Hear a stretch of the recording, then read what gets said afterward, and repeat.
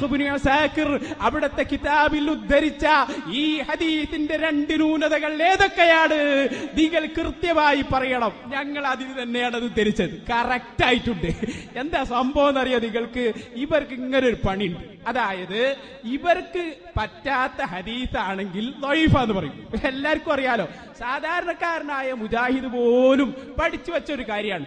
ഒരു കാര്യം അവർക്ക് അനുയോജ്യമാണെന്ന് കണ്ടാൽ അത് സ്വഹീഹാണ്, അനുയോജ്യമല്ലെന്ന് കണ്ടാൽ അത് മാറൂലയാണ്, ന്യൂനതകളുണ്ട്, ദഈഫാണ്. അതന്നെയാണല്ലോ ബുഖാരിയിലും മുസ്ലിമിലൊക്കെ ദഈഫാക്കിയത് ചില കൂട്ടർ. ഞാനിപ്പോ അത് പറയുന്നില്ല, ഇരിക്കട്ടെ. ഇവിടെ ഹനീഫ മൗലവിയോട് എന്റെ അടുത്ത ചോദ്യം, ഈ ഹദീസിൽ രണ്ട് ന്യൂനതകൾ ഉണ്ടെന്നല്ലേ നിങ്ങൾ പറഞ്ഞത്? നിങ്ങളെ കൂട്ടത്തിൽ ആൺകുട്ടികളുണ്ടെങ്കിൽ സൂചിപ്പിക്കട്ടെ ന്യൂനത. നിങ്ങൾ വിചാരിച്ച് താരീഖ് ഇബ്നു അസാകിർ വായിച്ചപ്പോ അത് ഒരു ചരിത്ര കിതാബിലെ ഹദീസാണെന്ന് മനസ്സിലാക്കി പോയി അല്ലേ? നിങ്ങളെ കുടുക്കാലാണത് വായിച്ചത് എന്ന് മനസ്സിലാക്കണോ? ഹദീസിന്റെ ഗ്രന്ഥങ്ങളിൽ ഞങ്ങളത് വരിക്ക് വായിച്ചു തരും, സനദും വായിക്കും, സ്വഹീഹാണെന്ന് പറഞ്ഞതും വായിക്കും. നിങ്ങളെ കുടുക്കാൻ തന്നെയാണ് അങ്ങനെ ചോദിച്ചത്. രണ്ട് ന്യൂനതകളുണ്ട്. ഈ സദസ്സതിന് സാക്ഷിയാണ്. രണ്ട് ന്യൂനതകളുണ്ടല്ലേ? തെളിയിക്കുക അത്. മൂന്നാമത്തെ ചോദ്യം അതാണ്. അല്ലാഹുവിന്റെ റസൂല് ബഹുമാനപ്പെട്ട മുഹമ്മദുർ റസൂലുള്ളാഹി, അല്ലാഹുവിന്റെ റസൂല് പറഞ്ഞല്ലോ, എല്ലാം മനസ്സിലാക്കിയ മുഹമ്മദുർ റസൂലുള്ളാഹി, എല്ലാം പഠിച്ച റസൂലുള്ളാഹി, എല്ലാ ആയത്തും പഠിച്ച റസൂലുള്ളാഹിയാണ് പറഞ്ഞത്. എന്റെ ഖബറിന്റെ സമീപത്ത് ലഇൻ ഖാമ അലാ ഖബരി ഫഖാല യാ മുഹമ്മദ് ലഉജീബന്നഹു മുഹമ്മദുർ റസൂലുള്ളാഹി. ഈ ഹദീസിന് ന്യൂനതകളുണ്ട് എന്ന് തെളിയിക്കാൻ ഭൂമിലോകത്ത് ജിന്നുകളടക്കമുള്ള സകല മൗലവിമാരെയും വെല്ലുവിളിക്കുന്നു. ഇപ്പോഴാണ് ചർച്ചയായത്. നിങ്ങൾ വിഷയത്തിലേക്ക് ഇങ്ങ് വരി. ഹദീസിന് ന്യൂനത ഉണ്ടല്ലേ? തെളിയിക്കണം. നിങ്ങൾ പറയും. ആരാണ് പറഞ്ഞത്? അതെ അതെ അതെ ഒക്കെ പറയാം. വധു സുഹദാക്കും. നിങ്ങൾക്ക് ആവശ്യം എല്ലാരെയും വിളിച്ചോളൂ, ഒരു കുഴപ്പമില്ല. ഹദീസിൽ ന്യൂനതയുണ്ടെങ്കിൽ എന്താണ് ഹദീസിന്റെ, എന്താണ് ആ ന്യൂനത? അത് നിങ്ങളൊന്ന് പറയണം. അതിന്റെ സനദ് വേണോ? ഞങ്ങൾ വായിച്ചു തരാം.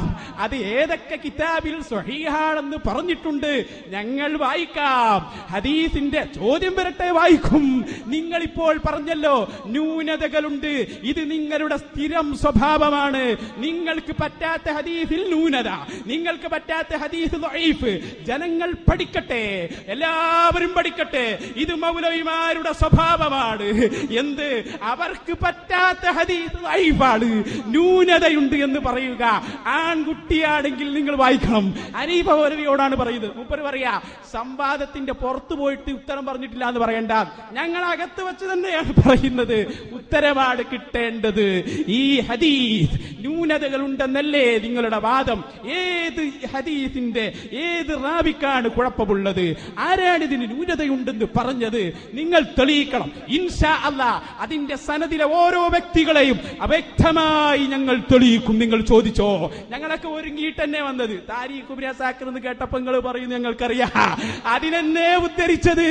നിങ്ങൾക്ക് അങ്ങനെ ഒരു സ്വഭാവമുണ്ട്. എന്ത്? ഹദീസ് കേൾക്കുമ്പോഴേക്ക് ചിറി തുടങ്ങിയിട്ട് ദഈഫാണ്. അത് പിടിക്കണം. ജനങ്ങൾ പഠിക്കണം.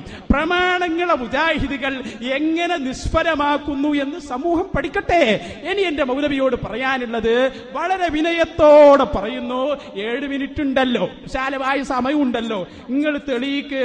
എന്ത് തെളിയിക്ക്? അത് അപ്പുറത്തുള്ള മൗലവി പറ്റിച്ചതാണ് എനിക്ക് തോന്നുന്നത്.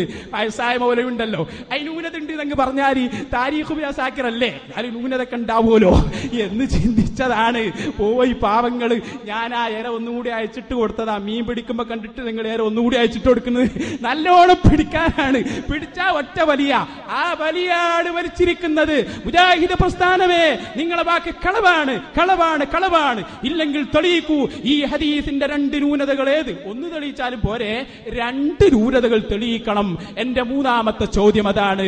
എന്താണ് ചോദ്യം? മനസ്സിലാക്കിക്കോളൂ. ലഇൻ ഖാമ അലാ ഖബരി ഫഖാല യാ മുഹമ്മദ് ലഉജീബന്നഹു.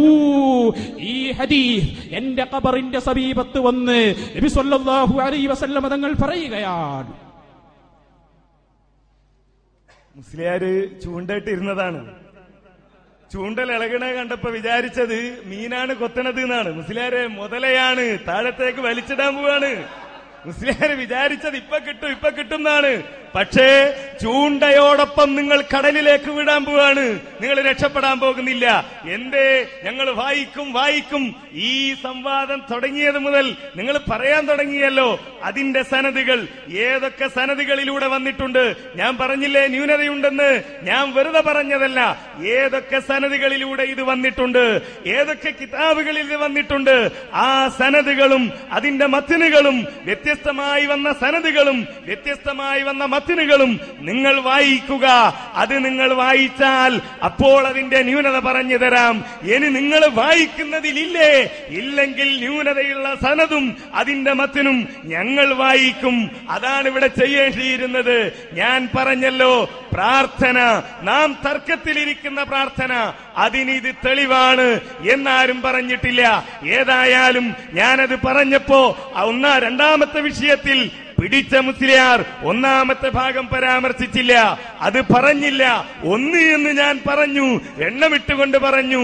ആരാണ് ഇത് നമ്മൾ തമ്മിൽ തർക്കത്തിലിരിക്കുന്ന പ്രാർത്ഥനയ്ക്ക് തെളിവായി പറഞ്ഞത്?